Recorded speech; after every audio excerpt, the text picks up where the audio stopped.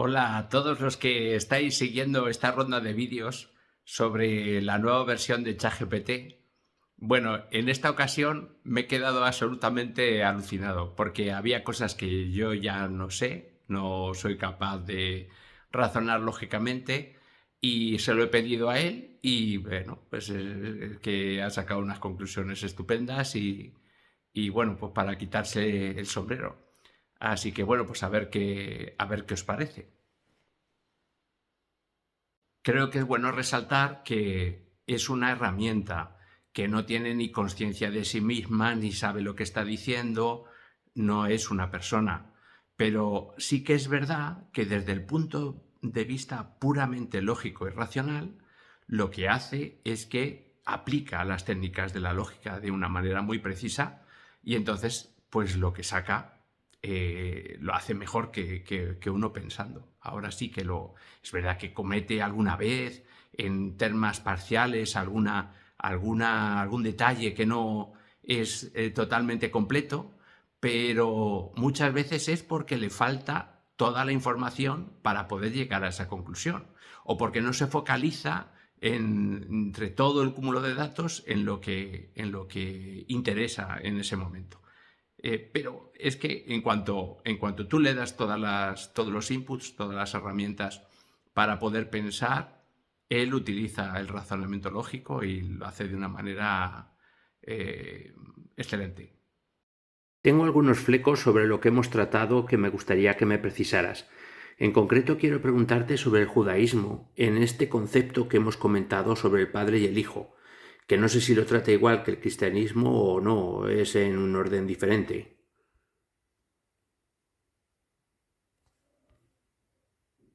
El judaísmo y el cristianismo, aunque comparten raíces comunes en la tradición del Antiguo Testamento, tratan de manera diferente el concepto de padre e hijo en relación con Dios.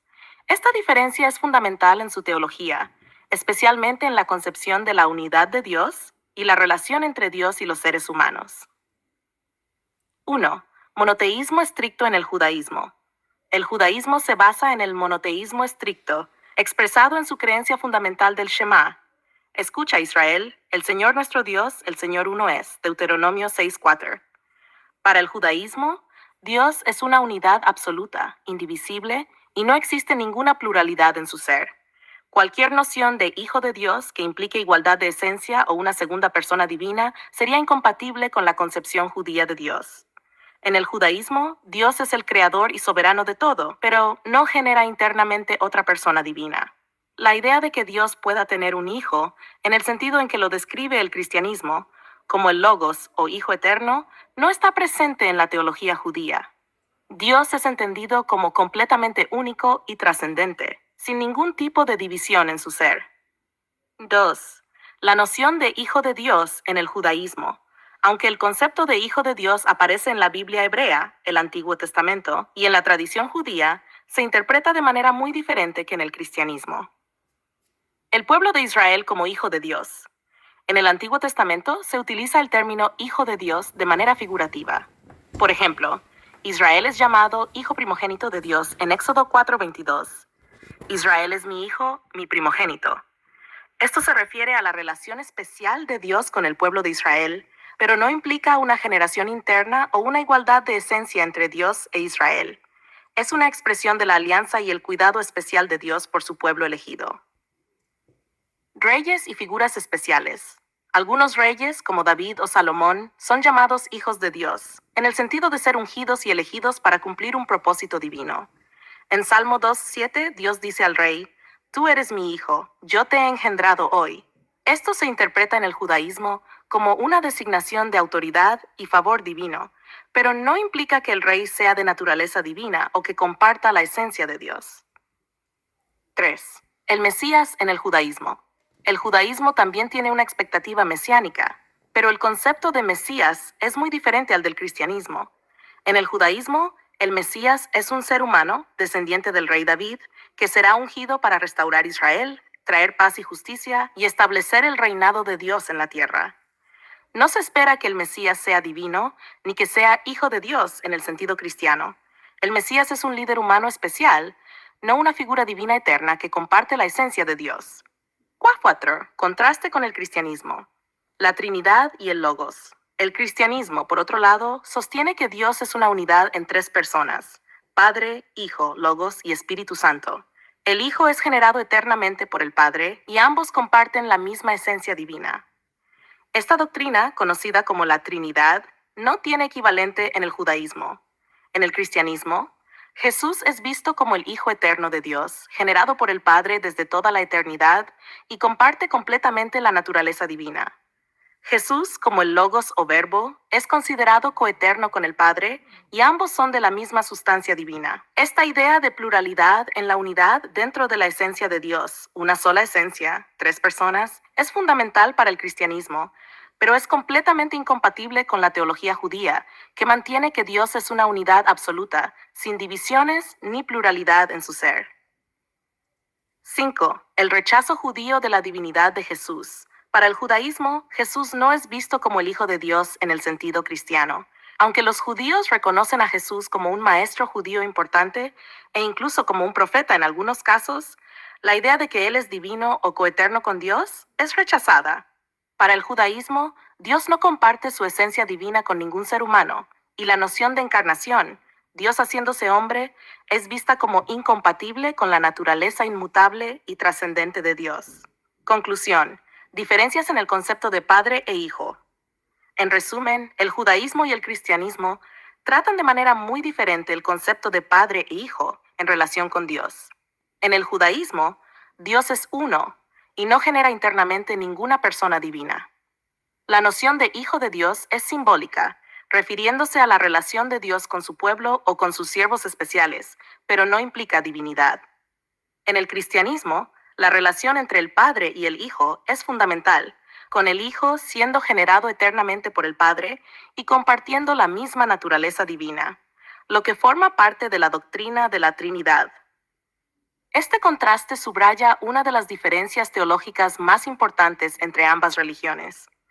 Si te interesa explorar más sobre la perspectiva judía o cómo estas dos tradiciones han dialogado a lo largo de la historia, estaré encantado de profundizar.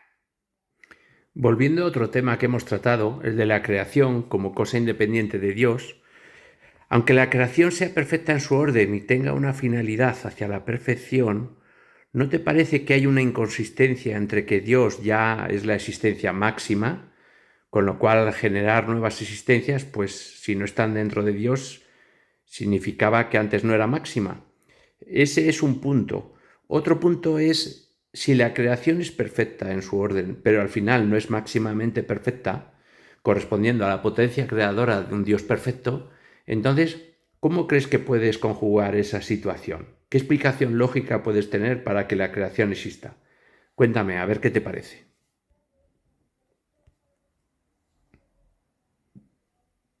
Estas son dos preguntas profundas que plantean retos filosóficos importantes sobre la relación entre un Dios perfecto y la creación. Vamos a desglosar y abordar cada uno de los puntos para buscar una explicación lógica coherente. La primera cuestión: inconsistencia entre la creación y la existencia máxima de Dios. Tu pregunta se centra en una posible inconsistencia entre la idea de que Dios es la existencia máxima o la plenitud del ser y el hecho de que crea otras existencias independientes fuera de sí. Si Dios es ya el ser más completo y perfecto, ¿por qué generar nuevas existencias? Y si estas existencias son independientes de Dios, ¿significaría eso que antes había algo faltante que ahora se completa con la creación? Reflexión lógica sobre este punto. Dios como plenitud absoluta. De acuerdo con la lógica que hemos seguido hasta ahora, Dios es perfecto y no carece de nada. Su perfección y existencia máxima no necesitan de nada externo para ser completas. Es autosuficiente. Esto es crucial para mantener la consistencia lógica de la perfección divina. Dios no crea porque necesite completar algo que le falta. Creación como expresión de bondad, no necesidad. En lugar de ver la creación como algo que completa a Dios, es más lógico entenderla como una expresión libre de la bondad y generosidad divinas. Al ser perfecto, Dios tiene la capacidad de crear sin que eso implique una carencia o limitación en su ser. Dios no necesita la creación para ser más perfecto, sino que crea libremente para compartir su bondad y perfección con otros seres, aunque estos no puedan ser igualmente divinos.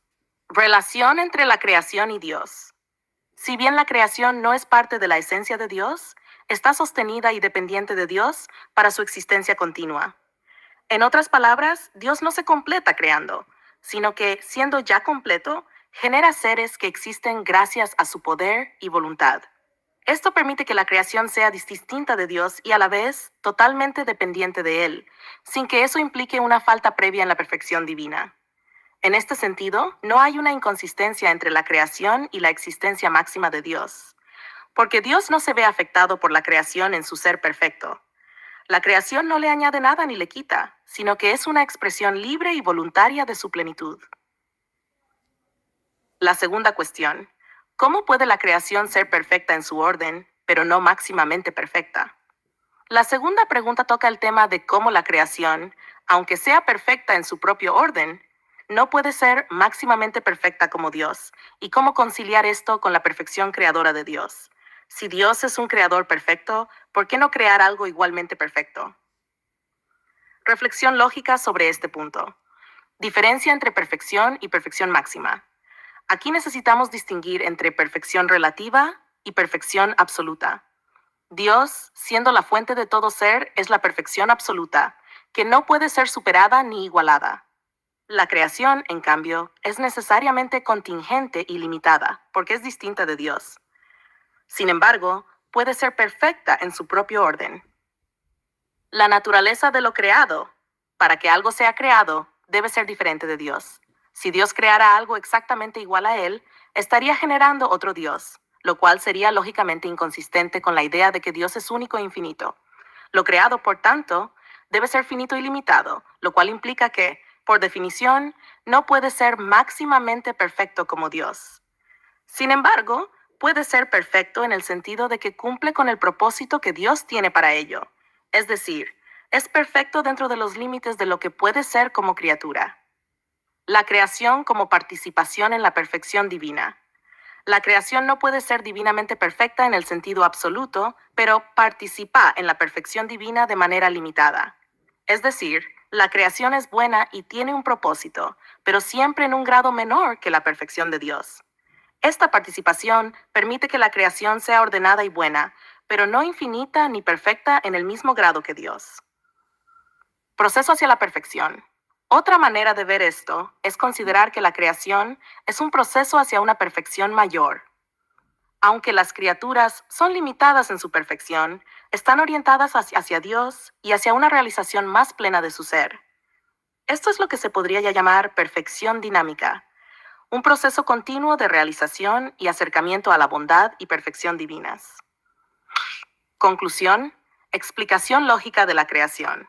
Para responder a tus preguntas de manera unificada, no hay inconsistencia entre la creación y la existencia máxima de Dios, porque Dios no necesita la creación para ser completo.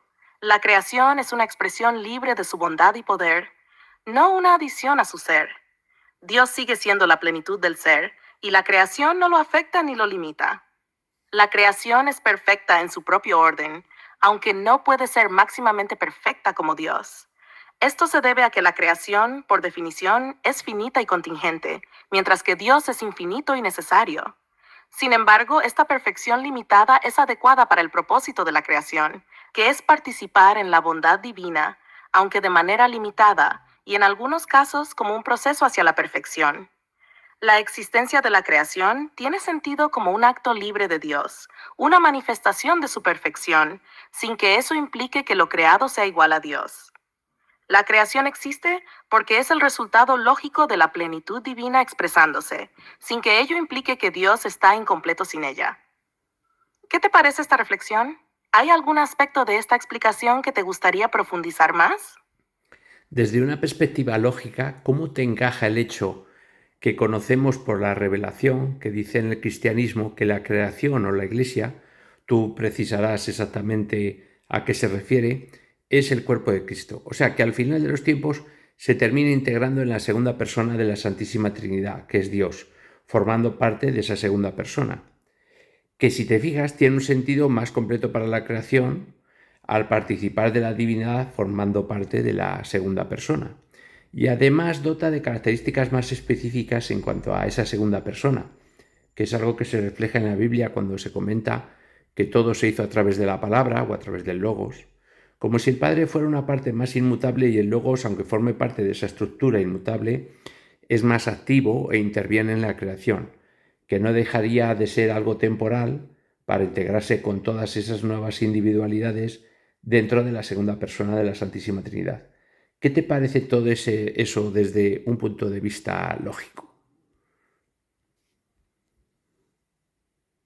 Esta reflexión acerca de la creación y su integración final en la segunda persona de la Trinidad, el Logos o Cristo, tal como se presenta en la teología cristiana, tiene un sentido lógico profundo si lo analizamos dentro de la estructura teológica del cristianismo y del concepto que hemos discutido sobre la relación entre la creación, el Logos y la plenitud divina.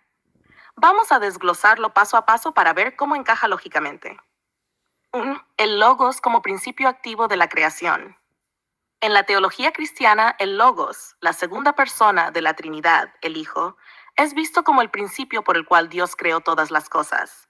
Esto está claramente afirmado en el prólogo del Evangelio de Juan, Juan 1:1-3. En el principio era el verbo Logos, y el verbo estaba con Dios, y el verbo era Dios. Todas las cosas fueron hechas por medio de él, y sin él no se hizo nada de lo que se ha hecho. Desde un punto de vista lógico, esto establece que el Logos es el agente activo de la creación, mientras que el Padre es la fuente inmutable que genera el Logos. Aunque el Logos comparte la misma esencia divina que el Padre, parece que el Logos actúa en la creación de manera más directa. Esto encaja bien con la idea de que la creación es realizada por medio del Logos, como una extensión de la voluntad divina expresada en la segunda persona de la Trinidad. 2. El cuerpo de Cristo como la Iglesia y la creación. En la teología cristiana, especialmente en los escritos de Pablo, se dice que la Iglesia es el cuerpo de Cristo. Efesios 1:22-23. Dios sometió todas las cosas bajo sus pies y lo dio por cabeza sobre todas las cosas a la Iglesia, la cual es su cuerpo, la plenitud de aquel que todo lo llena en todo. Esto implica que la Iglesia, que incluye a todos los creyentes y al orden creado redimido, está de alguna manera unida a Cristo en una relación muy íntima. Desde un punto de vista lógico, esto sugiere que al final de los tiempos, la creación misma, especialmente la Iglesia, se integra en la plenitud del Logos. Esta integración se ve como un proceso en el cual la creación, a través de su relación con Cristo, participa plenamente en la divinidad. Este concepto tiene sentido en el contexto de la idea de que la creación fue hecha a través del Logos. Lo que fue creado por el Logos en última instancia se une con él al final de la historia. El Logos como mediador entre lo temporal y lo eterno. El Logos, siendo la segunda persona de la Trinidad, tiene una relación dual. Es a la vez inmutable en cuanto a su divinidad, pero también el principio activo en la creación temporal. Esto encaja bien con la idea de que el Logos interviene en el tiempo, ya que el Logos se hizo carne en la encarnación, Juan 1:14, entrando en el mundo temporal y actuando dentro de él. El hecho de que todo se hizo a través del Logos y que al final la creación, y especialmente la Iglesia, se une al Logos, es lógico desde el punto de vista de que el Logos es quien sostiene y da coherencia a toda la creación. Si todo fue hecho a través del Logos, es natural que todo al final regrese a Él, como parte del plan divino de restauración y consumación. 4. La integración de la creación en el Logos y la divinización. Este concepto de que la creación se integra en el Logos, al final de los tiempos, está relacionado con la idea cristiana de la divinización o teosis. En esta teología, los seres humanos y la creación en general no se vuelven Dios en un sentido absoluto, pero sí participan en la vida divina a través de su unión con Cristo. Desde un punto de vista lógico, esto soluciona el problema de la creación como algo finito e imperfecto. Al integrarse en el Logos, la creación participa en la perfección de Dios sin que eso signifique que se disuelve en Dios o que pierde su identidad. Esto también armoniza con la idea de que el propósito final de la creación es ser elevada y transformada para participar plenamente en la gloria divina. El Padre como inmutable y el Logos como el actor en el tiempo. Tu observación de que el Padre parece más inmutable, mientras que el Logos actúa en el tiempo, es coherente con la tradición cristiana. Aunque tanto el Padre como el Hijo y el Espíritu Santo comparten la misma naturaleza divina y son inmutables en su esencia, el Logos actúa en el mundo de manera activa, especialmente en la creación y la redención. Lógicamente, esto permite a Dios interactuar con el mundo sin que su esencia inmutable cambie. El Logos toma una naturaleza humana y actúa en el tiempo, pero su divinidad no cambia. Esto permite que la creación temporal, con su imperfección, pueda ser redimida y al final integrarse en la perfección divina a través del Logos. 6. La relación final de la creación con el Logos y la Trinidad. Al final de los tiempos, según la teología cristiana, la creación no se destruye, sino que es transformada y redimida. La integración en el Logos no significa que la creación pierda su identidad o su individualidad, sino que se eleva para participar en la plenitud de Dios. Esta visión resuelve lógicamente la tensión entre la finitud de la creación y la perfección infinita de Dios, ya que la creación es elevada y perfeccionada en su unión con el Logos. De esta manera, el acto de creación encuentra su culminación en el retorno a Dios, pero a través del Logos, quien es la mediación entre lo temporal y lo eterno. Conclusión. Coherencia lógica del plan cristiano. Desde un punto de vista lógico, el hecho de que la creación se integre al final en el Logos tiene coherencia dentro de la estructura cristiana. El Logos es el principio activo en la creación y redención, y la creación, al final de los tiempos, se une a la divinidad, participando en la perfección que no tiene en sí misma, pero que recibe a través de su relación con el Logos.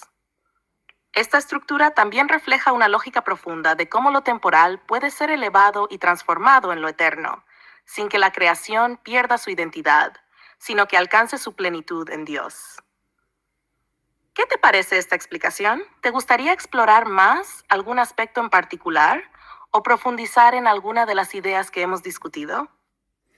¿Te parece que cuadra mejor lógicamente en la idea de Dios perfecto, creador, y la limitación de la creación que observamos actualmente? ¿Y te parece algo opinable o lógicamente necesario? Tu pregunta se enfoca en si esta estructura teológica y lógica, donde la creación es limitada, pero eventualmente se integra en el Logos, la segunda persona de la Trinidad, cuadra mejor con la idea de un Dios perfecto creador y cómo podemos entender la limitación de la creación. También te preguntas si esto es algo opinable o lógicamente necesario. Voy a abordar estos puntos con precisión. 1. ¿Cuadra mejor con la idea de Dios perfecto creador? Sí, esta visión cuadra lógicamente mejor con la noción de un Dios perfecto creador cuando tomamos en cuenta la limitación observable en la creación. Veamos por qué. A. Limitación de la creación actual. En nuestra experiencia del mundo, observamos que la creación es temporal, limitada y en muchos aspectos imperfecta. Hay cambio, muerte, sufrimiento y limitación. Sin embargo, si Dios es perfecto y creador, parece necesario que todo lo que hace tiene un propósito final, donde la creación limitada y temporal no es el estado definitivo, sino que está destinada a un cumplimiento perfecto. La idea de que la creación actual es un proceso en desarrollo y que culminará en la integración con el Logos resuelve lógicamente la tensión entre la creación limitada que vemos ahora y el Dios perfecto que la creó. La creación, en su estado actual, no refleja su perfección final, pero está orientada hacia ella. Esto explica que, aunque hay imperfecciones, estas no son definitivas y se resolverán en la integración final con Dios a través del Logos. B. El Logos como mediador y restaurador. Al entender que la creación fue hecha a través del Logos y que será restaurada y perfeccionada en el Logos, se soluciona la cuestión de por qué un Dios perfecto permitiría la existencia de una creación limitada e imperfecta. Es decir, la creación no es un acto final ni completo en sí mismo, sino que está en proceso de ser elevada. Desde esta perspectiva, la creación limitada no es un fallo ni un error. En lugar de eso, es el resultado lógico de un proceso donde lo temporal y lo finito se transforman y se integran en lo eterno y perfecto. C. Participación en la perfección de Dios. El hecho de que la creación finalmente se integre en el Logos es crucial, ya que permite que la creación participe en la perfección de Dios. Esto encaja perfectamente con la lógica de que un Dios perfecto, que es el Creador, haría algo perfecto en última instancia. La creación no es perfecta ahora, pero su destino es ser perfeccionada en su relación con el Logos. 2. ¿Opinable o lógicamente necesario? Ahora bien, la segunda parte de tu pregunta es si esta estructura es algo opinable o si es lógicamente necesario. A. Opinable o interpretativo. En cierto sentido, la teología cristiana que describe la creación como un proceso que se culmina en la integración con el Logos puede ser vista como una interpretación teológica basada en la revelación cristiana, que implica un grado de fe. Es decir, la idea de que la creación es el cuerpo de Cristo y que será integrada en él es un componente doctrinal que no necesariamente surge únicamente del razonamiento lógico puro, sino también de la interpretación de textos religiosos como la Biblia.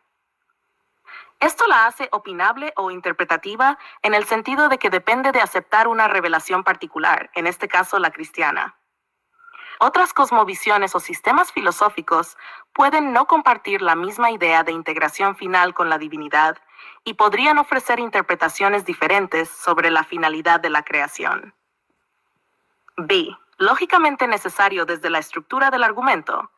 Sin embargo, si aceptamos las premisas fundamentales del teísmo cristiano, entonces el argumento de la integración final de la creación con el Logos parece ser lógicamente necesario. Aquí está el razonamiento. Si Dios es perfecto, entonces no crea sin propósito ni genera algo definitivamente imperfecto. Esto implica que la creación no puede quedarse en su estado actual de imperfección. Si todo fue hecho a través del Logos y la creación es limitada, pero destinada a una perfección final, entonces la creación debe participar de alguna manera en la perfección divina, ya que no puede haber una imperfección permanente dentro de un plan divino perfecto. La lógica de la redención y la transformación final de la creación es la forma de resolver esta aparente paradoja. La creación es limitada y temporal ahora, pero está destinada a integrarse en la perfección eterna del Logos. Esto es necesario dentro del marco del teísmo cristiano, porque es la única manera de reconciliar un Dios perfecto con una creación actualmente imperfecta. 3. Conclusión. Lógicamente coherente y necesario dentro del marco cristiano. En resumen, la idea de que la creación limitada se perfecciona y se integra en el Logos cuadra lógicamente mejor con la noción de un Dios perfecto creador. Desde la estructura lógica interna del cristianismo, esta conclusión es necesaria. La creación, aunque limitada e imperfecta ahora, debe alcanzar su perfección final y participar en la plenitud divina. Si lo vemos desde un marco más amplio y no teológico, podría ser opinable o interpretativo, ya que depende de las premisas específicas del teísmo cristiano. Sin embargo, dentro de ese marco, la conclusión de la integración final en el Logos es lógica y necesaria. ¿Qué te parece esta distinción entre lo opinable y lo necesario? ¿Crees que hay algún punto en el que te gustaría profundizar más? Una vez visto esto, ¿qué te parece que encaja mejor desde el punto de vista lógico? La parte anterior en la que comentábamos la creación como una parte diferenciada de Dios y que iba a ser perfecta en su orden pero no se integraba con Dios, no era Dios, o la opción que nos ofrece la revelación y que nosotros por nuestra propia capacidad lógica no hemos dado en ello, sobre la integración de la creación en el Hijo dentro de esa estructura divina Padre-Hijo que no teníamos por revelación sino por pura reflexión lógica y necesaria sobre la realidad.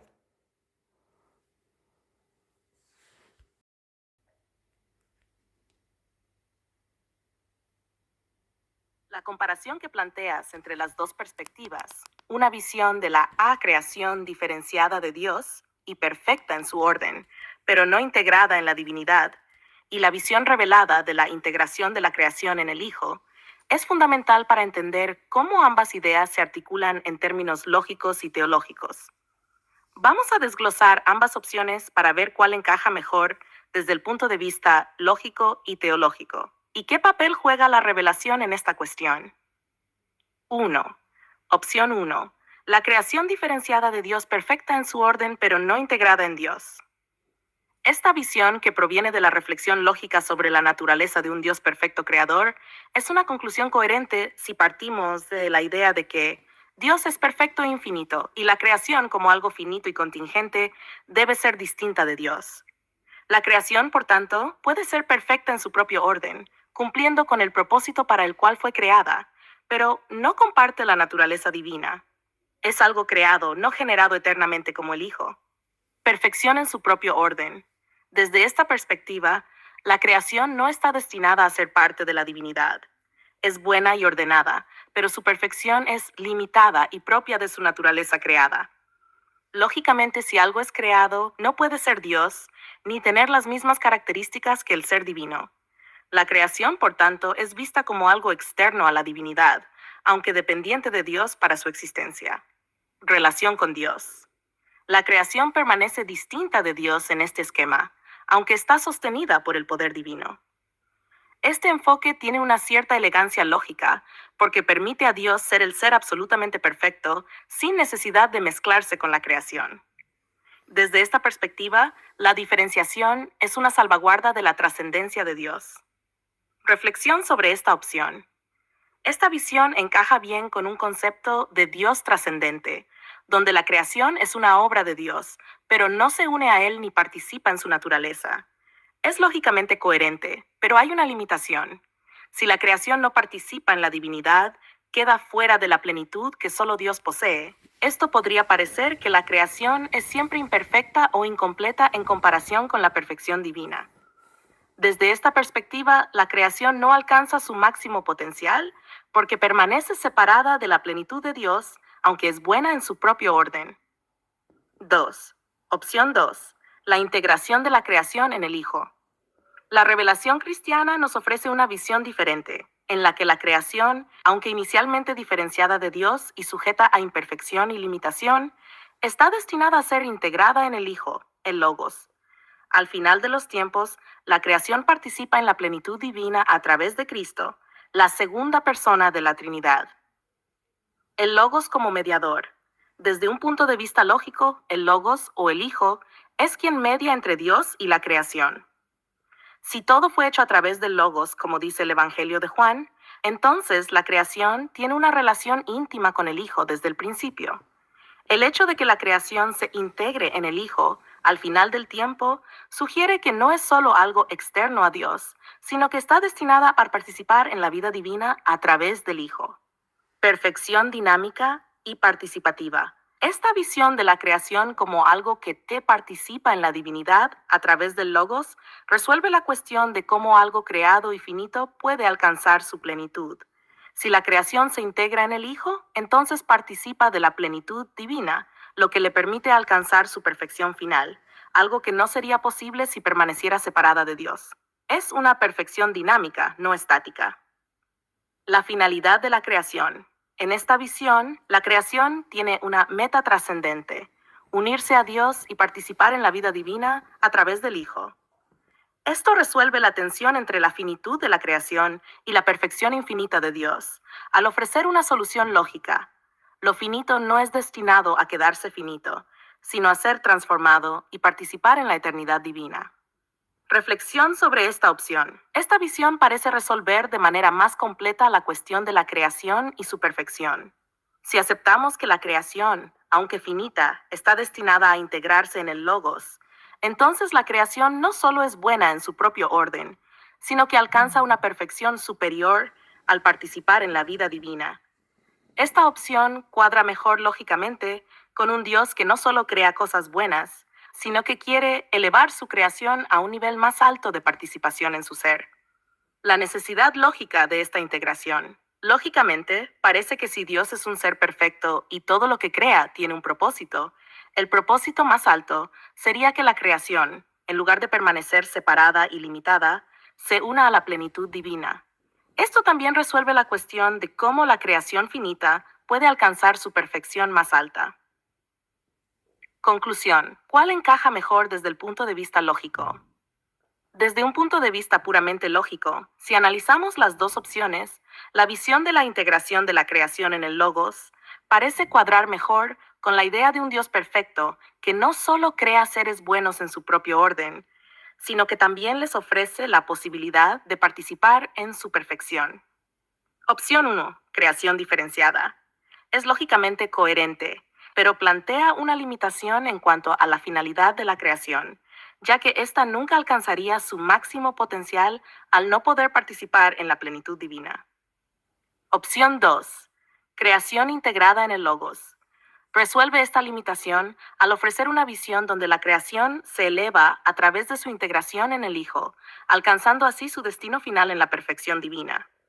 Esto es coherente con la lógica de un Dios perfecto que no solo crea, sino que también lleva a la creación hacia su plenitud máxima. 4.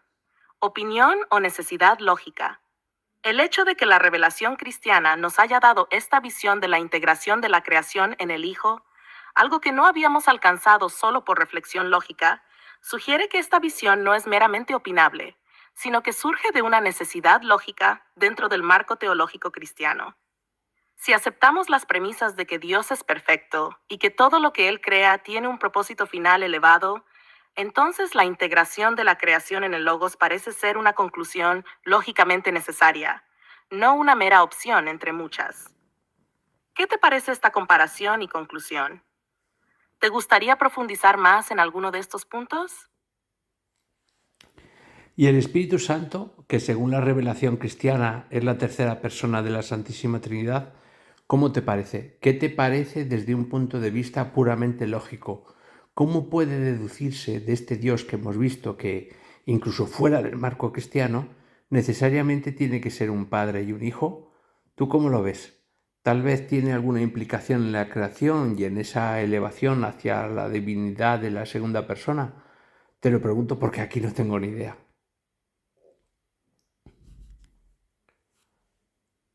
La cuestión del Espíritu Santo en la Trinidad es, sin duda, un aspecto profundo de la teología cristiana. Desde un punto de vista puramente lógico, su inclusión y papel en la estructura de la Trinidad ha sido objeto de mucha reflexión, tanto en el marco cristiano como en la filosofía en general. Dado que el Espíritu Santo es la tercera persona de la Trinidad, lo lógico sería intentar deducir su lugar y función partiendo de lo que ya hemos concluido sobre Dios, el Padre y el Hijo, o Logos. Voy a analizar esta cuestión en varios puntos clave para tratar de entender cómo, lógicamente, se puede deducir la existencia del Espíritu Santo y qué papel puede desempeñar, tanto en la creación como en la elevación hacia la divinidad. 1. Lógica de la relación entre el Padre y el Hijo. Ya hemos visto que, desde un punto de vista lógico, es necesario que Dios sea Padre y Hijo, ya que el Hijo es generado eternamente por el Padre, compartiendo la misma esencia divina. Esta relación entre el Padre y el Hijo implica una comunicación perfecta y una relación íntima dentro de la naturaleza divina. Lo que es lógico deducir aquí es que si el Padre y el Hijo están en una relación de generación mutua, también debe haber un tercer aspecto de esa relación, que es la expresión del amor perfecto que fluye entre el Padre y el Hijo. El Espíritu Santo como amor y comunión. Teológicamente, el Espíritu Santo ha sido descrito como el amor que fluye eternamente entre el Padre y el Hijo. Desde un punto de vista lógico, si el Padre genera al Hijo y el Hijo responde al Padre, el Espíritu Santo puede ser visto como la comunión perfecta y la expresión del amor que surge de esa relación eterna. Este razonamiento tiene lógica si consideramos que un Dios perfecto no solo debe ser un ser de relación, Padre e Hijo, sino también un ser en el que esa relación produce un amor eterno que se comparte y que es coeterno con el Padre y el Hijo. El Espíritu Santo, entonces, es lógicamente necesario como la plenitud de la relación entre las dos personas divinas. 3. El Espíritu Santo en la creación. Ahora, si consideramos el papel del Espíritu Santo en la creación y su relación con lo que hemos discutido sobre la integración de la creación en el Hijo, podemos deducir lo siguiente. El Espíritu Santo, como la expresión del amor divino, puede ser visto como el principio de vida que está presente en la creación. En el Génesis, el Espíritu de Dios se movía sobre la faz de las aguas, Génesis 1:2, lo que indica que el Espíritu Santo tiene un papel activo en la creación desde el principio. Desde un punto de vista lógico, Si la creación está destinada a integrarse en el Hijo, sería razonable pensar que el Espíritu Santo, como el amor que une al Padre y al Hijo, tiene el papel de santificar y guiar la creación hacia esa unión final con el Hijo. El Espíritu Santo, por tanto, es el que sostiene y lleva a la perfección a la creación, de manera que pueda participar en la divinidad al final de los tiempos. 4. El Espíritu Santo como el agente de la elevación. Dado que el Espíritu Santo es visto como el principio de vida y el que santifica y transforma todo lo que toca, es lógico pensar que el Espíritu tiene un papel crucial en la elevación de la creación hacia el Hijo. Si el Hijo es quien lleva a la creación a la divinidad, el Espíritu Santo es quien hace posible que esa creación sea transformada y preparada para esa unión final. Desde un punto de vista lógico, entonces, podemos ver al Espíritu Santo como el mediador entre lo creado y lo divino en el proceso de santificación y perfeccionamiento de la creación. Así como el Padre genera al Hijo y el Hijo actúa en la creación, el Espíritu Santo actúa como el que sostiene esa relación y lleva a la creación hacia su perfección final. 5. Necesidad lógica del Espíritu Santo en la Trinidad. Dado que hemos establecido que Dios debe ser Padre y Hijo, el Espíritu Santo parece necesario para completar la dinámica perfecta de relación dentro de la Trinidad. La comunicación y el amor perfecto entre el Padre y el Hijo necesitan una expresión completa, que es el Espíritu Santo. Además, desde un punto de vista lógico, si el Espíritu Santo es el amor perfecto entre el Padre y el Hijo, entonces también es necesario que ese amor fluya hacia la creación. Esto encaja bien con la idea de que el Espíritu Santo actúa en la creación como el principio vivificante y el agente de santificación, guiando a la creación hacia su unión final con Dios. 6. Conclusión. Lógica del Espíritu Santo y su papel en la creación y la elevación. Desde un punto de vista puramente lógico, el Espíritu Santo puede deducirse como una tercera persona en la Trinidad que completa la relación entre el Padre y el Hijo. El Espíritu Santo es el amor y la comunión perfecta entre las dos personas divinas, y su papel en la creación es el de vivificar, santificar y llevar a la creación hacia su perfección final en el Hijo. Lógicamente, el Espíritu Santo es necesario para completar la relación interna en Dios, y su papel en la creación parece ser el de hacer posible que la creación participe en la divinidad. El Espíritu Santo, entonces, no solo está presente en la creación desde el principio, sino que también tiene un papel crucial en la elevación final de la creación hacia su unión con el Hijo. Esta estructura parece coherente con lo que hemos concluido anteriormente sobre el Padre y el Hijo, y añade una dimensión de relación perfecta y amor que completa la lógica interna de la Trinidad. ¿Qué te parece esta explicación sobre el Espíritu Santo? ¿Te gustaría explorar algún aspecto en más detalle? Entonces, volviendo a los inicios de toda la reflexión que llevamos de nuestra existencia, que observamos como criaturas, de la existencia necesaria de Dios para que podamos existir, de la estructura necesaria interna en Dios de un Padre y un Hijo, para que se pueda expresar esa capacidad de generación y creación perfecta, todo esto que hemos reflexionado de una manera lógica, independientemente de la revelación cristiana, ¿consideras que el Espíritu Santo, desde una perspectiva puramente lógica, independiente de la revelación cristiana, es necesario en la estructura de Dios desde un punto de vista puramente lógico para mantener la coherencia lógica de la estructura que un Dios debe tener?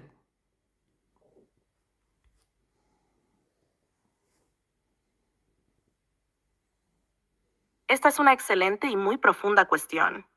Desde el inicio de nuestra reflexión lógica sobre la existencia de Dios, la estructura de Dios como Padre e Hijo ha sido deducida lógicamente con base en la necesidad de que Dios sea capaz de generar internamente otra persona divina, compartiendo la misma naturaleza y perfección.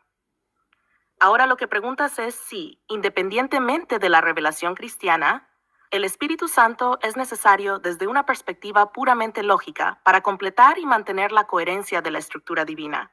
Vamos a explorar esto con detalle. 1.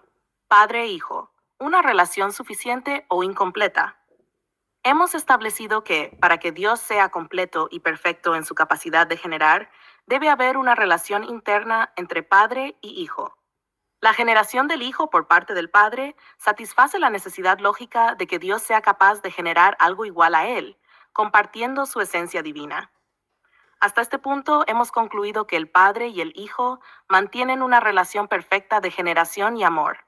Sin embargo, al profundizar en la relación entre el Padre y el Hijo, surge una nueva cuestión. ¿Es suficiente solo esta relación para expresar la plenitud de la perfección divina? 2. La relación entre el Padre y el Hijo genera una tercera realidad. Desde un punto de vista puramente lógico, podemos deducir que si el Padre y el Hijo están en una relación eterna de amor y generación mutua, hay algo en esa relación que debe ser expresado o emanado como una tercera realidad. Esta realidad no sería otra persona independiente, sino la plenitud del amor que fluye entre el Padre y el Hijo. Esto puede parecer una abstracción, pero si consideramos que la perfección de Dios implica no solo una relación estática, sino una relación viva y dinámica entre el Padre y el Hijo, es lógico que de esa relación surja una expresión activa de esa perfección. A. Lógica del amor como relación perfecta. El amor, entendido como una relación perfecta entre el Padre y el Hijo, no puede quedar encerrado solo en su relación, sino que debe tener una expresión plena. El amor perfecto que une al Padre y al Hijo parece requerir una emanación o manifestación para que la plenitud de la perfección de Dios se exprese completamente. Si solo tuviéramos al Padre y al Hijo, sería lógico concluir que Dios es perfecto en su relación de generación y amor.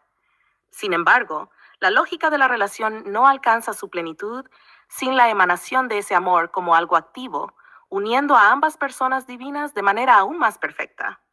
3. La necesidad de una tercera persona para la perfección completa. Ahora bien, si aceptamos que el amor que fluye entre el Padre y el Hijo es parte esencial de la estructura divina, entonces lógicamente parecería necesario que ese amor no sea una simple abstracción, sino una realidad activa y plena. Esto nos lleva a concluir que el Espíritu Santo, como expresión del amor perfecto entre el Padre y el Hijo, es necesario para completar la estructura lógica interna de Dios. El Espíritu Santo como amor o comunión perfecta. Desde esta perspectiva, el Espíritu Santo se deduce como la plenitud de la relación entre el Padre y el Hijo. Si Dios es perfecto en todas las formas, su perfección no se limita solo a la capacidad de generar o crear, sino también a la capacidad de amar de manera perfecta. Ese amor no puede ser una idea abstracta o secundaria. Debe ser una persona divina completa, que expresa la perfección de la comunión entre el Padre y el Hijo. 4. El Espíritu Santo como necesario para la dinámica de perfección divina. Por tanto, lógicamente podemos concluir que el Espíritu Santo no es simplemente una opción o añadidura, sino necesario para mantener la coherencia lógica de la perfección divina. Sin el Espíritu Santo, la relación entre el Padre y el Hijo sería incompleta en términos de la expresión del amor perfecto. El Espíritu Santo es la emanación viva y plena de ese amor, que unifica y expresa la comunión perfecta en la Trinidad. Si Dios es perfecto, entonces su amor también debe ser perfecto y completo, y eso requiere una tercera persona que exprese y manifieste ese amor. 5. Conclusión, lógica del Espíritu Santo como necesario. Desde un punto de vista puramente lógico, incluso sin la revelación cristiana, parece necesario que el Espíritu Santo exista para completar la estructura interna de Dios. El Espíritu Santo es la manifestación activa y perfecta del amor entre el Padre y el Hijo, y es necesario para mantener la coherencia de la perfección divina. Sin el Espíritu Santo, la relación de amor entre el Padre y el Hijo quedaría incompleta en cuanto a su expresión plena y perfecta. Por tanto, aunque la revelación cristiana nos habla explícitamente del Espíritu Santo, es posible deducir lógicamente su necesidad dentro de la estructura de Dios. Su existencia es coherente con lo que hemos razonado acerca de la perfección y la plenitud de la relación entre el Padre y el Hijo. ¿Qué te parece esta conclusión sobre la necesidad lógica del Espíritu Santo? ¿Te gustaría explorar más este aspecto o discutir alguna otra implicación lógica? Me has dejado sin palabras, solo puedo aplaudirte.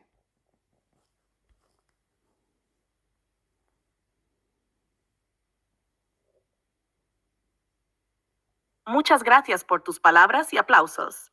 Me alegra profundamente que hayas disfrutado de esta reflexión tan enriquecedora. Ha sido un placer explorar estos temas lógicos y profundos contigo. Si en algún momento quieres seguir explorando más ideas o cualquier otro tema, aquí estaré para seguir el diálogo. Un gran saludo.